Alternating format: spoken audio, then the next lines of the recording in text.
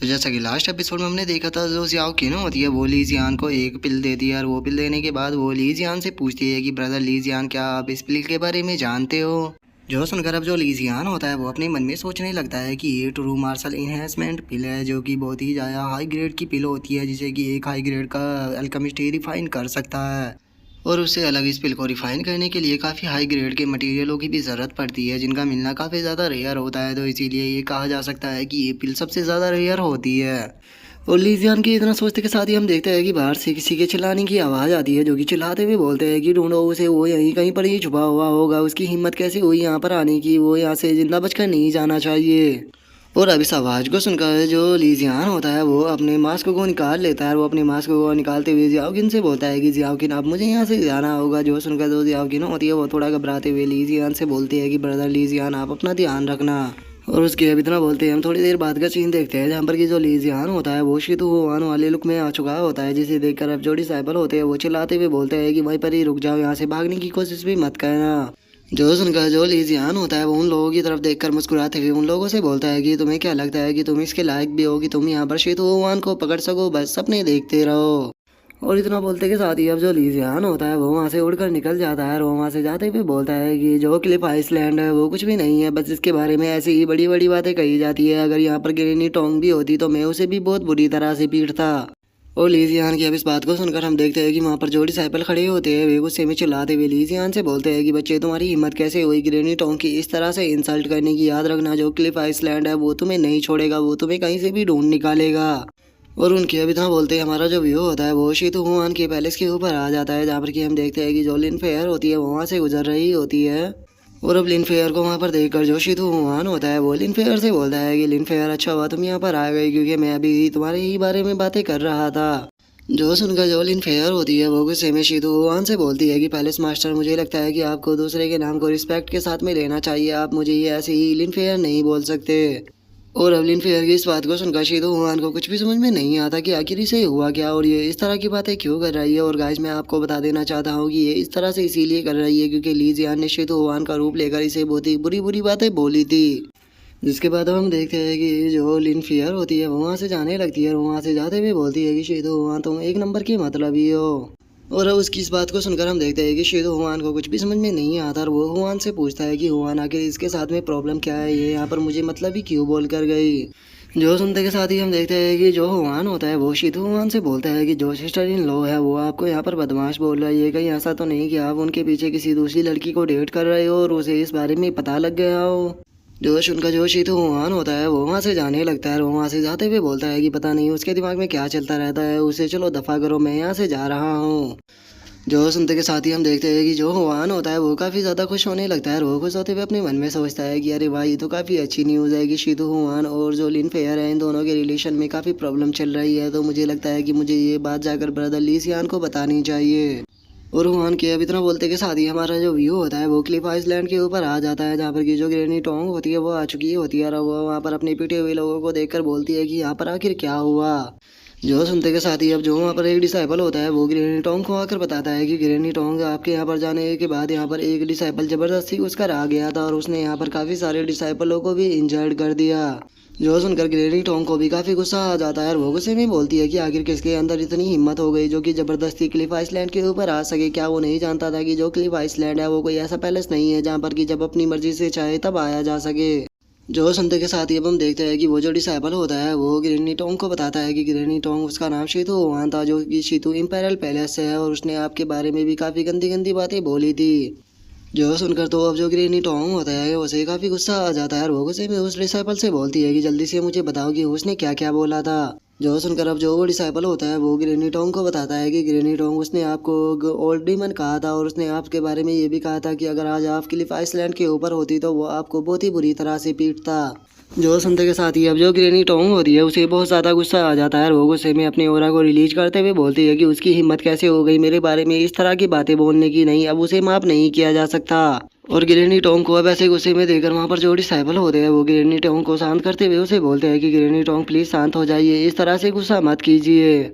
जो सुनते के साथ ही अब जो ग्रेनी टोंग होती है वो वहाँ पर मौजूद डिसाइपलों से बोलती है कि ठीक है, मुझे उस पर्सन के बारे में बताओ कि वो आखिर रहता कहाँ पर है, क्योंकि मैं उसे अभी के अभी पीटने के लिए जा रही हूँ। जो सुनकर अब जो वो डिसाइपल होता है वो ग्रैनी टोंग को बताता है कि उसका नाम शीतू हुआन है, जो कि शीतू इंपेरियल पैलेस का यंग मास्टर है और वो काफ़ी ज़्यादा एरोगेंट था। उसने हमारे इग्लिफ आइसलैंड के लोगों को बिल्कुल भी अटेंशन नहीं दिया, बल्कि वो उनकी डिसरिस्पेक्ट करता रहा। जो सुनते के साथ ही अब जो ग्रैनी टोंग होती है वो गुस्से में वहाँ से निकल जाती है और वो गुस्से में वहाँ से जाते हुए बोलती है कि शीतू इंपेरियल पैलेस बहुत बढ़िया, मैं वहाँ पर आ रही हूँ तुम लोगों से जवाब लेने के लिए। और उसके अब इतना बोलते के साथ ही हमारा जो व्यू होता है वो शीतू इंपेरियल पैलेस के ऊपर आ जाता है, जहाँ पर कि हम एक पर्सन को देखते हैं जिसका नाम कि शीतू बाइटियान होता है।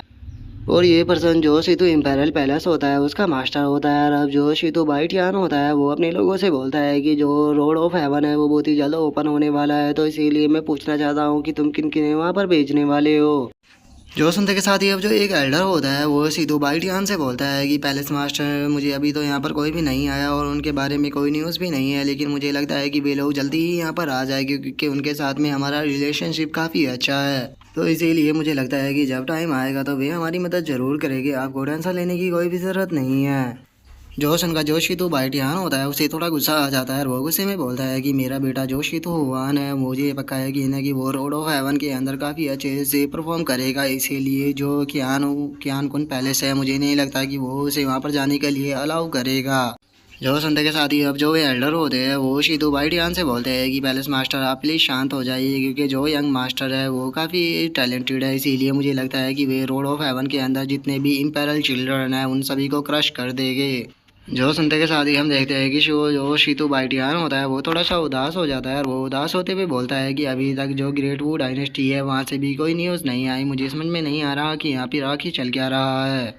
जो सुनते के साथ ही अब हम देखते हैं कि जो उसका एक एल्डर होता है वो मुस्कुराते हुए बोलता है कि पैलेस मास्टर आपको टेंशन लेने की कोई भी ज़रूरत नहीं है, क्योंकि मुझे लगता है कि जो ग्रेट वू डायनेस्टी की प्रिंसेस है वो यहीं पर ही कहीं छुपी हुई होगी और वो बहुत ही जल्दी हमारे लिए यहाँ पर लोगों को भेज देगी। और उसके अब इतना बोलते के साथ ही हम देखते हैं कि बाहर से उड़ता हुआ एक जो पर्सन होता है वो सीधे अंदर आकर गिरता है, जिसे देखकर अब जो वहाँ पर एल्डर होते हैं वो शौक होते हुए बोलते हैं कि क्या हुआ। जो सुनते के साथ ही अब हम देखते हैं कि वो जो बंदा होता है वो उठते हुए जो शीतू बाइटियान होता है उसे बोलता है कि पैलेस मास्टर कोई गेट पर है जो कि आपको बुला रहा है। और उसके अब इतना बोलते के साथ ही हम देखते हैं कि बाहर से किसी की आवाज़ आती है जो कि चिल्लाते हुए बोलती है कि शीतू इंपेरियल पैलेस के सभी ब्रैट्स जल्दी से बाहर आओ, नहीं तो मैं तुम सभी को यहाँ पर मार दूंगी। जो सुनते के साथ ही हम देखते हैं कि जो शीतू बाइटियान होता है उसे काफ़ी ज़्यादा गुस्सा आ जाता है और वो गुस्से में चिल्लाते हुए बोलता है कि आखिर किसके अंदर इतनी हिम्मत हो गई जो कि मेरे शीतू इंपेरियल पैलेस में के अंदर आकर मुझे इस तरह से पुकार सके। और इतना बोलकर जो शीतू बाइटियान होता है वो बाहर आ जाता है और वो बाहर आकर गुस्से में चिल्लाते हुए बोलता है कि आखिर तुम कौन हो, अगर तुम यहाँ पर सही सलामत जाना चाहती हो तो चुपचाप मेरे सामने आओ। और शीतू बाइटियान के इतना बोलते के साथ ही हम देखते हैं कि एक अटैक सीधे आकर उसे लगता है, जिस कारण जो शीतू बाइटियान होता है वो काफ़ी पीछे जाकर गिरता है और वो शौक होते हुए बोलता है कि यहाँ पर आखिर है कौन। और उसके इतना बोलते के साथ ही हम देखते हैं कि जो ग्रैनी टोंग होती है वो वहाँ पर आ जाती है और वो वहाँ पर आते हुए बोलती है कि ये मैं हूँ ओल्ड डीमन। और अब ग्रैनी टोंग को वहाँ पर देखकर जो शीतू बाइटियान होता है वो काफ़ी ज़्यादा शौक हो जाता है। इससे पहले कि वो वहाँ पर कुछ बोल पाता हम देखते हैं कि जो शीतू इंपेरियल पैलेस के एल्डर होते हैं वो ग्रैनी टोंग के ऊपर अटैक करने के लिए जाने लगते हैं और वे गुस्से में चिल्लाते हुए बोलते हैं कि तुम्हारी हिम्मत कैसे हुई हमारे पैलेस के अंदर आकर हमारे ही पैलेस मास्टर के ऊपर अटैक करने की, तुम चाहे कोई भी क्यों ना हो लेकिन अब तुम यहाँ से सही सलामत नहीं जाओगी। जो सुनकर हम देखते हैं कि जो शीतू बाइटियान होता है वो उन लोगों को रोकने की कोशिश करता है, लेकिन इससे पहले कि वो उन्हें रोक पाता हम देखते हैं कि जो ग्रैनी टोंग होती है वो उन सभी एल्डरों के ऊपर अटैक कर उन्हें पीछे फेंक देती है। जिसके बाद अब जो शीतू बाइटियान होता है वो ग्रैनी टोंग को रिस्पेक्ट देते हुए उसे बोलता है कि क्लिफ आइसलैंड की ग्रैनी टोंग प्लीज़ मेरी रिस्पेक्ट को एक्सेप्ट कीजिए। जो सुनते के साथ ही अब हम देखते हैं कि वहाँ पर जो एल्डर होते हैं वे सभी बहुत ज़्यादा शौक हो जाते हैं और वे शौक होकर चिल्लाते हुए बोलते हैं कि ये तो क्लिफ आइसलैंड की ओनर ग्रैनी टोंग है, आखिर ये यहाँ पर क्यों आई है। और उन लोगों के इतना बोलते ही अब जो शीतू बाइटियान होता है वो ग्रैनी टोंग से पूछता है कि ग्रैनी टोंग क्या मैं जान सकता हूँ कि आप हमारे इंपेरियल पैलेस के अंदर क्या कर रही है, क्योंकि मुझे तो नहीं लगता कि मैंने कभी भी ग्रैनी टोंग को ऑफेंड किया है, तो फिर ग्रैनी टोंग इतना ज़्यादा गुस्से में क्यों है। जो सुनते के साथ ही अब जो ग्रैनी टोंग होती है वो उसके ऊपर अटैक करना शुरू कर देती है और वो उसे मारते हुए उसे बोलती है कि अच्छा तो तुम ये जानना चाहते हो कि मैं ऐसा क्यों कर रही हूँ, मैं ऐसा इसीलिए कर रही हूँ क्योंकि तुमने एक बहुत ही अच्छे लड़के को जन्म दिया है और वो जो तुम्हारा अच्छा बेटा है वो मुझे ऑलमोस्ट बोलता है और उसी के साथ में वो मेरे बारे में बोलता है कि अगर मैं उसके सामने आ गई तो वो मुझे बहुत बुरी तरह से पीटेगा, यहाँ तक कि उसने मेरे क्लिफ आइसलैंड के अंदर आकर मेरे डिसाइबलों को बहुत ही बुरी तरह से पीटा। और वहाँ पर आने के बाद केवल उसने मेरी ही इंसल्ट नहीं की बल्कि जो मेरे क्लिफ आइसलैंड के डिसाइबल थे उन सभी की भी इंसल्ट की है। तो इसीलिए मैं यहाँ पर तुम्हारे चीतू इम्पेरियल पैलेस की पावर को देखने के लिए आई हूँ कि आखिर तुम्हारे अंदर इतनी पावर कहाँ से आ गई कि तुम मेरे क्लिफ आइसलैंड की इंसल्ट कर सको, यहाँ तक कि तुम मेरी भी इंसल्ट कर सको। पहले तो मैं जाकर तुम्हारे बेटे को ही पीटने वाली थी, लेकिन फिर मैंने सोचा कि उसे परवरिश तो तुमने ही दी है, तो इसीलिए उसकी जगह यहाँ पर तुम्हें ही पीटा जाएगा। और इतना बोलकर जो ग्रैनी टोंग होती है वो उसे बहुत ही बुरी तरह से पीटने लगती है। और उसे बुरी तरह से पीटने के बाद जो ग्रैनी टोंग होती है वो चिल्लाते हुए उसे बोलती है कि जो तुम्हारा शीतू इम्पेरियल पैलेस है वो मेरे सामने किसी कचरे से ज़्यादा कुछ भी नहीं है, तो इसीलिए आगे अब से अपनी औकात में रहना। और ग्रैनी टोंग के इतना बोलते ही हम थोड़ी देर बाद का सीन देखते हैं, जहाँ पर कि जो शीतू बाइटियान होता है वो ज़मीन पर पड़ा हुआ होता है, जिसे देखकर वहाँ के जो एल्डर होते हैं वो शीतू बाइटियान से बोलते हैं कि पैलेस मास्टर आप ठीक तो हो ना। जो सुनकर जो बेचारा शीतू बाइटियान होता है वो भी धीरे धीरे कर उठने लगता है, और वो उठते हुए अपने लोगों से बोलता है कि क्या जो ग्रैनी टोंग है वो यहाँ से चली गई। जो सुनकर जो उसके एल्डर होते हैं वो उसको बताते हैं कि जो ग्रैनी टोंग थी वो तो आपको बहुत पहले ही पीठ छेद कर बेहोश कर यहाँ से चली गई थी। जो सुनते के साथ ही अब जो शीतू बाइटियान होता है वो गुस्से में चिल्लाते हुए बोलता है कि जल्दी से जाओ और उस बास्टर शीतू हुआन को यहाँ पर लेकर आओ, आज वो बचना नहीं चाहिए। और उसके इतना बोलते के साथ ही हम देखते हैं कि जो शीतू हुआन होता है वो वहाँ पर आ जाता है, और वो वहाँ पर आते हुए अपने फादर को देखते हुए बोलता है कि फादर क्या हुआ, आप मुझे क्यों ढूंढ रहे हो। जो सुनते के साथ ही हम देखते हैं कि जो शीतू बाइटियान होता है वो गुस्से में शीतू हुआन की तरफ देखते हुए उससे बोलता है कि शीतू हुआन तुम्हारी हिम्मत कैसे हो गई मेरे सामने यहाँ पर आने की। जो सुनकर हम देखते हैं कि शीतू हुआन को कुछ भी समझ में नहीं आता, और वो अपने फादर से बोलता है कि फादर आप इस तरह की बातें क्यों कर रहे हो। जो सुनते के साथ ही हम देखते हैं कि जो शीतू बाइटियान होता है वो सीधे जाकर शीतू हुआन को एक रैपट लगा देता है, और वो उसे रैपट लगाते हुए बोलता है कि मैं ऐसे ही बात करूंगा क्योंकि मेरे ऐसे ही बात करने का मन है, क्या तुम्हें इससे कोई प्रॉब्लम है। और अब अपने फादर को खुद को ऐसे मारता हुआ देखा जो शीतू हुआन होता है उसे कुछ भी समझ में नहीं आता, और वो अपने फादर से बोलता है कि फादर आप मुझे क्यों मार रहे हो। जो सुनते ही अब जो शीतू बाइटियान होता है वो शीतू हुआन को बहुत ही फनी तरह से पीटने लगता है, और वो उसे पीटते हुए बोलता है कि तुमने आज तक बहुत से लोगों को ऑफेंड किया लेकिन मैंने तुम्हें कुछ भी नहीं बोला, लेकिन क्या अब तुम्हारी हिम्मत इतनी ज़्यादा बढ़ गई कि तुम सीधे जाकर क्लिफ आइसलैंड को ही ऑफेंड कर दो। मैं तुम्हें यहाँ जिंदा नहीं छोड़ूंगा, मैं तुम्हें यहाँ पर मार दूंगा। तुम्हारी हिम्मत कैसे हो गई क्लिफ आइसलैंड को ऑफेंड करने की, क्या तुम नहीं जानते थे कि जो क्लिफ आइसलैंड है वो कितना पावरफुल है, वो हमारे पूरे पैलेस को ही डिस्ट्रॉय कर सकता है। तुम्हारे कारण मुझे यहाँ पर उस ओल्ड डीमन से इतनी देर तक पीटना पड़ा है, तो इसीलिए मैं आज तुम्हें यहाँ पर तब तक पीटता रहूँगा जब तक कि तुम यहाँ पर बेहोश नहीं हो जाते। तुम्हारे कारण मेरी इतनी ज़्यादा इंसल्ट हुई है। और उसके इतना बोलते हम थोड़ी देर बाद का सीन देखते हैं, जहाँ पर कि जो शीतू हुआन होता है उसने अपने फादर को पूरी बातें बता दी होती है। जो सुनकर जो शीतू बाइटियान होता है वो शीतू हुआन से बोलता है कि अच्छा तो क्या तुमने अभी तक जो कुछ भी बोला वो पूरी तरह से सच है, तुम क्लिफ आइसलैंड पर नहीं गए। जो सुनते के साथ ही हम देखते हैं कि जो शीतू हुआन होता है वो अपने फादर से बोलता है कि फादर नहीं, मैं वहाँ पर बिल्कुल भी नहीं गया, मुझे लगता है कि यहाँ पर पक्का कोई मिसअंडरस्टैंडिंग हुई है, और या तो फिर किसी ने मुझे यहाँ पर फंसाने की कोशिश की है। जो सुनते के साथ ही हम देखते हैं कि जो शीतू बाइटियान होता है वो भी थोड़ा सोचने लगता है, और वो सोचते हुए बोलता है कि ये मैटर तो जितना मैंने सोचा था उतना सिंपल नहीं है, लगता है कि पक्का किसी ने तुम्हारे खिलाफ यहाँ पर प्लानिंग की है। लेकिन छोड़ो, तुम इस मैटर को अभी के लिए मेरे ऊपर छोड़ दो, मैं इस मैटर को खुद ही संभाल लूँगा। तुम जाओ जाकर अपनी कल्टीवेशन के ऊपर ध्यान दो, क्योंकि बहुत ही जल्द जो रोड ऑफ हेवन है वो ओपन होने वाला है, जिसके अंदर की तुम्हें जरा सी भी डील नहीं भुगतनी। याद रखना कि वहाँ पर कोई भी गलती नहीं होनी चाहिए। जो सुनकर अब जो शीतू हुआन होता है वो वहाँ से जाने लगता है, और वहाँ से जाते हुए अपने फादर से बोलता है कि ठीक है फादर, मैं यहाँ से जा रहा हूँ, लेकिन आपको इस मैटर को इन्वेस्टिगेट करना होगा, क्योंकि पहली बार मैं इस तरह से पिटा हूँ, तो इसीलिए मैं उस बंदे को बिल्कुल भी नहीं छोड़ूंगा जिसके कारण मेरी ऐसे पिटाई हुई है। और उसके इतना बोलते ही हम देखते हैं कि जो शीतू बाइटियान होता है वो किसी पर्सन को वहाँ पर बुला लेता है, और उसे बुलाने के बाद वो उसे बोलता है कि इस मैटर की सीक्रेटली रहकर तुम्हें इन्वेस्टिगेशन करनी है। याद रखना कि जो क्लिफ आइसलैंड है वो डिस्टर्ब नहीं होना चाहिए। जो सुनते के साथ ही अब जो वो बंदा होता है वो भी ठीक है बोलकर वहाँ से निकल जाता है, जिसके बाद अब हमारा जो व्यू होता है वो 3 दिन बाद पर आ जाता है, जहाँ पर कि हम देखते हैं कि हवा में उड़ते हुए एक कैरिज वहाँ पर आ रही होती है। और अब उस हवा में उड़ते हुए कैरिज को वहाँ पर देखकर जो डिसाइपल होते हैं वो आपस में बातें करने लगते हैं, और उनमें से एक डिसाइपल बोलता है कि आखिर ये पर्सन कौन है। तभी दूसरा बंदा बोलता है कि क्या तुम नहीं देख रहे कि वो हवा में उड़ते हुए कैरिज को लेकर आ रहा है, तो ये तो पक्की सी बात है कि ये कोई इम्पेरियल पैलेस का जीनियस होगा। लगता है कि जो टॉप 10 है इम्पेरियल पैलेसों के जीनियस है वे अब सभी लोग इकट्ठा होना स्टार्ट हो गए हैं। लगता है कि जो रोड ऑफ हेवन है वो बहुत ही जल्द ओपन होने वाला है। और उन लोगों के इतना बोलते के साथ ही हम देखते हैं कि एक पर्सन कैरेज से निकल कर बाहर आता है, और वो बाहर आते हुए बोलता है कि इतने दिनों के बाद फाइनली ये दिन आ ही गया। और अब हमें इस पर्सन के बारे में बताया जाता है कि ये हुआंग इम्पेरियल पैलेस का यंग मास्टर है, जिसका नाम की हुआंग जी है। और अब हुआन जी के इतना बोलते ही हम देखते हैं कि वहाँ पर जो हुआन होता है वो भी आ जाता है, और वो हुआन जी को देखते हुए बोलता है कि ब्रदर, जब मैंने इस कैरेज को देखा तो मुझे लगा ही था कि आप ही यहाँ पर आए होगे, फाइनली आप यहाँ पर आ चुके हो। और अब हुआन को वहाँ पर देखकर जो हुआंग जी होता है वो उसकी तरफ देखते हुए बोलता है कि हुआंग, मुझे तुम एक चीज़ बताओ कि तुम इतने लंबे टाइम से टोंगटियान एकेडमी के अंदर प्रैक्टिस कर रहे हो, लेकिन उसके बाद भी अभी तक तुम वेस्ट के वेस्ट ही क्यों हो। और हुआंग जी की इस बात को सुनकर जो हुआन होता है वो हंसते हुए उसे बोलता है कि ब्रदर, आपके कंपेयर में तो मैं एक कचरा ही हूँ, आप एक रियल जीनियस हो। आपके मुंह से मेरे लिए इस तरह की बातें सुनना भी ये मेरे लिए काफ़ी ज़्यादा गर्व की बात है।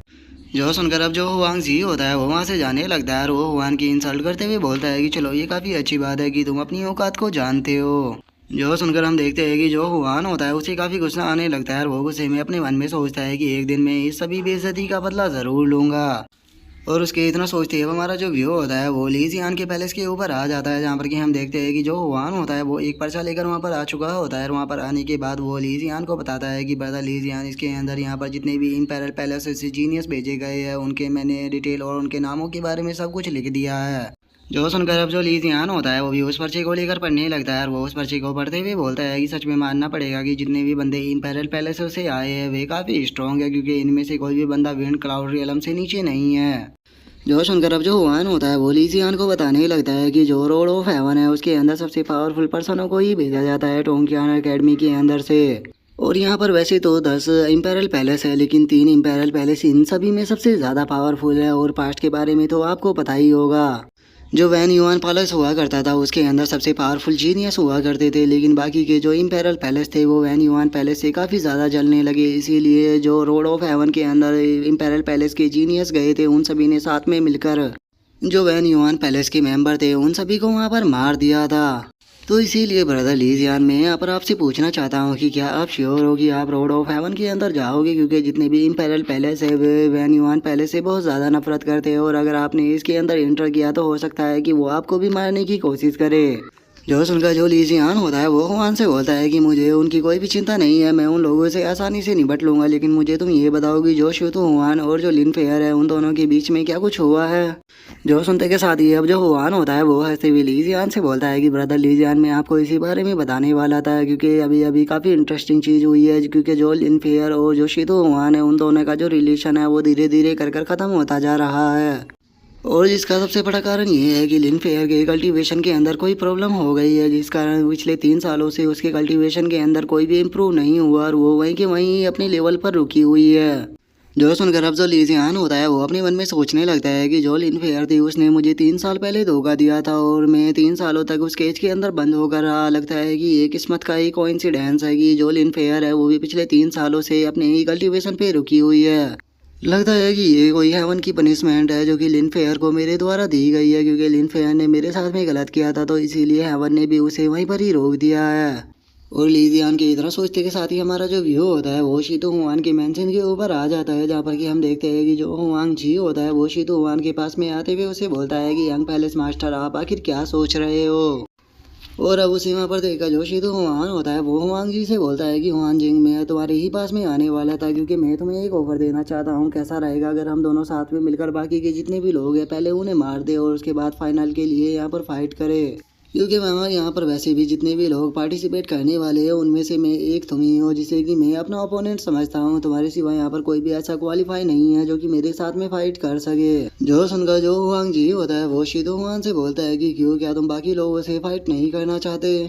जो सुनते के साथ ही जो शीतु हुआन होता है वो हुआंग जी से बोलता है कि ये काफ़ी ज़्यादा बोरिंग हो जाएगा, क्योंकि इतने लोगों के साथ में फाइट करना से कोई भी मतलब नहीं निकलता, वे लोग किसी भी काम के नहीं हैं। और इससे अलग वहाँ पर कोई एक और इंटरेस्टिंग पर्सन होने वाला है जिसे कि मुझे लगता है कि तुम भी मारना चाहोगे, क्योंकि उसका नाम लीजियान है जो कि वैन युआन पैलेस से है, और मुझे लगता है कि उसके बारे में अभी तक तुमने भी सुन लिया होगा। जो सुनते के साथ ही अब जो हुआंग जी होता है वो मुस्कुराते हुए बोलता है कि हाँ, मैंने उसके बारे में सुना है और मैंने जाना है कि वो बंदा काफ़ी ज़्यादा एरोगेंट है, जो कि वैन युआन पैलेस की जो ग्लोरी है उसे वापस से लेकर आना चाहता है,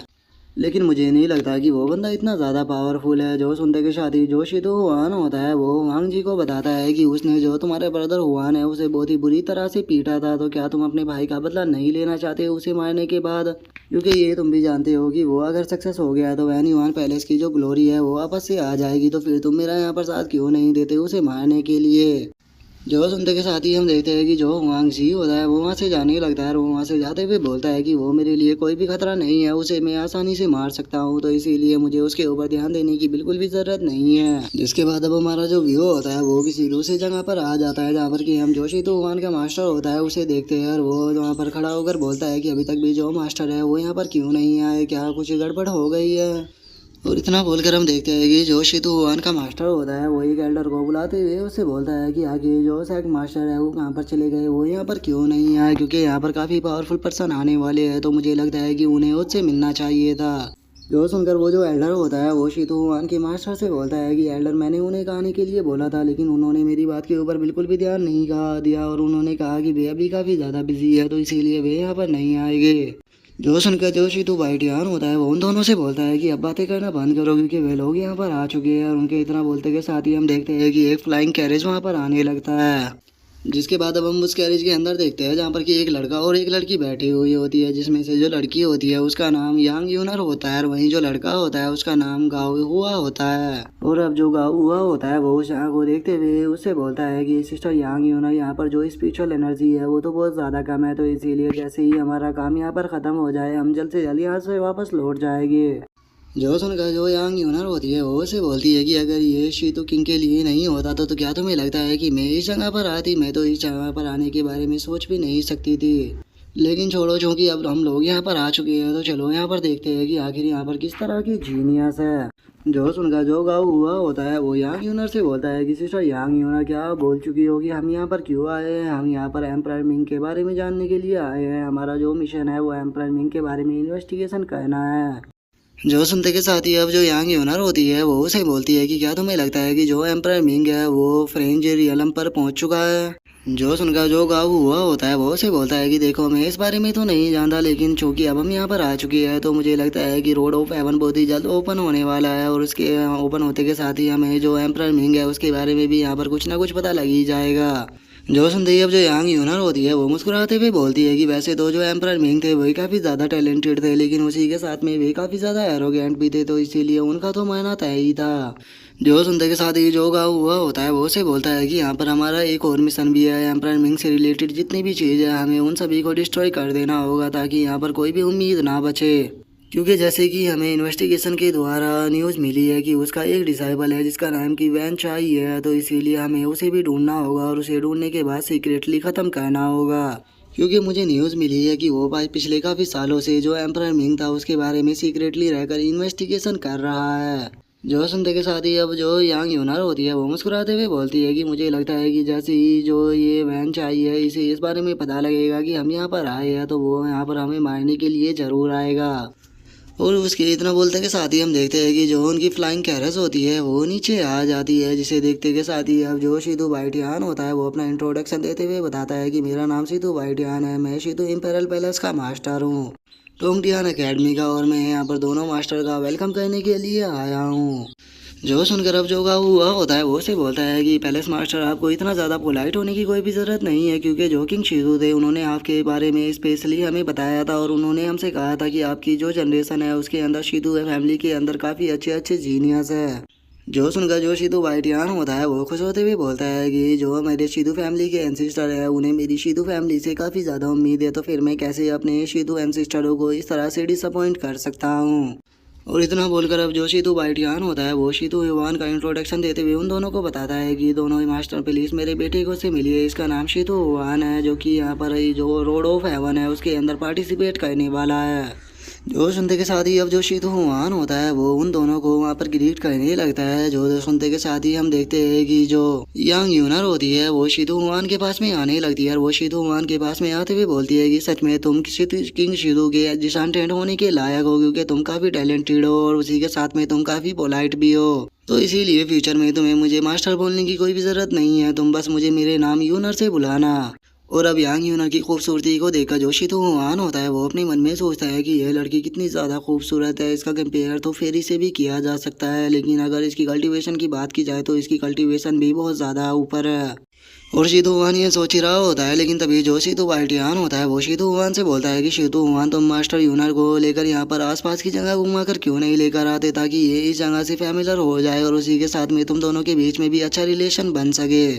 जो सुनते के साथ ही जो शीतू वहान होता है वो हंसते हुए बोलता है कि फादर आपको टेंशन लेने की कोई भी जरूरत नहीं है, मैं सिस्टर यूनर का यहाँ पर अच्छे से ध्यान रखूंगा। और इतना बोलकर जो शीतू वहान होता है वो गाँव हुआ से बोलता है कि बहुत ही जल्द जो 13 के 13 पैलेस है वहाँ से डिसाइबलों को चुन लिया जाएगा, जिसके बाद जो रोड ऑफ हेवन है वो ओपन हो जाएगा। और उसके इतना बोलते ही अब जो शीतू बाइटियान होता है वो भी गाँव हुआ के पास में आते हुए उससे बोलता है कि मास्टर यहाँ पर आपको टेंशन लेने की कोई भी ज़रूरत नहीं है, आप टेंशन मत लीजिए, यहाँ पर हम आपका काफ़ी अच्छे से ध्यान रखेंगे, तो इसीलिए प्लीज़ आप हमारे साथ में चलिए। और उसके अब इतना बोलते हैं हमारा जो व्यू होता है वो एक मीटिंग के ऊपर आ जाता है, जहाँ पर कि हम देखते हैं कि शीतू बाइटियान और जो शीतू का मास्टर और बाकी के भी 2 एल्डर बैठे हुए होते हैं। और अब जो शीतू का मास्टर होता है वो शीतू बाइटियान से बोलता है कि शीतू बाइटियान आखिर आप जो बाकी के तीनों पैलेस हैं उनके बारे में क्या सोचते हैं। जो सुनकर जो चैन सहन होता है वो शीतू बाइटियान से बोलता है कि मुझे लगता है कि जो वैन युआन पैलेस है उसके अंदर से हमें किसी भी डिसाइपल को सिलेक्ट नहीं करना चाहिए, क्योंकि वे इस चीज़ के लायक नहीं है। जो सुनकर अब जो जियांग होता है वो भी उसकी हाँ में हाँ मिलाते हुए बोलता है कि हाँ इसने बिल्कुल सही कहा, क्योंकि जो वैन युआन पैलेस है उसे अगर यहाँ पर पावरफुल बनाया गया तो वो फ्यूचर में हमारे लिए ही खतरा बनेगा, तो इसीलिए उन्हें वहाँ पर बिल्कुल भी सिलेक्ट कर नहीं भेजना चाहिए।